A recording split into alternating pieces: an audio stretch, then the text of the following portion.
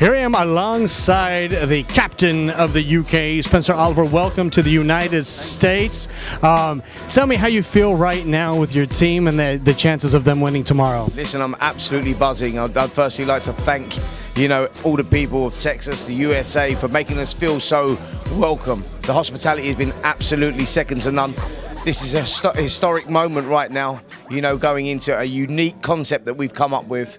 USA, UK, that rivalry that goes back generations, and we're still going today. You can see, the atmosphere in here today. As we're getting closer, reality's kicking in. My boys are ready. They know that they're coming into a hostile crowd.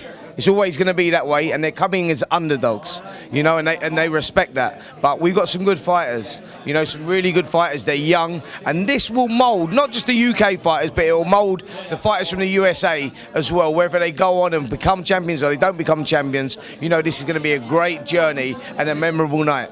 By the way you just said we're coming in as underdogs, you said it like you like that.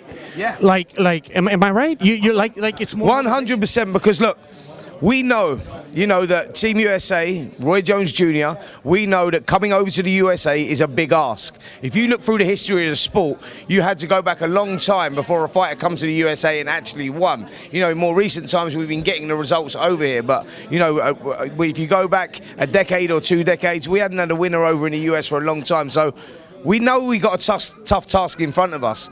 My boys have trained so hard for this opportunity because it is a great opportunity, to come over here and create this memorable night. So, yeah, I think that sometimes it's good being the underdog.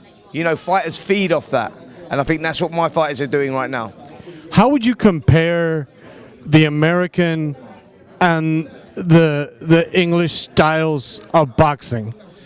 Well, the English style is more sort of box fighting. I mean, you do get your guys that, that come forward and sluggers, and the Americans are very sort of aggressive in the way that they fight. They like the fighters where they keep their hands up. They like working to the body more, but the Brits are prepared to do that as well. But they're more stylistic, the British fighters. They like to keep it at range a little bit more, whereas Americans like to fight up close and inside.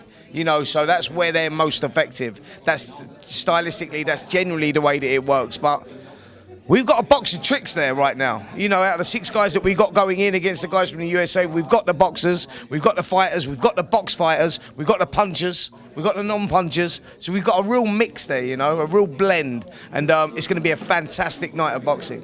I see the passion in your face right now, and if you could wrap this interview up by looking right into the camera and send a message to the American fans, the fighters, and tell them exactly what's going to happen when your guys lace up the glove in the Transatlantic Clash. Absolutely. Listen, my guys, they know what they're in for, they know what they're up against, and they're prepared. They're prepared for war. So listen, the USA has been very welcoming in inviting us over here to the USA.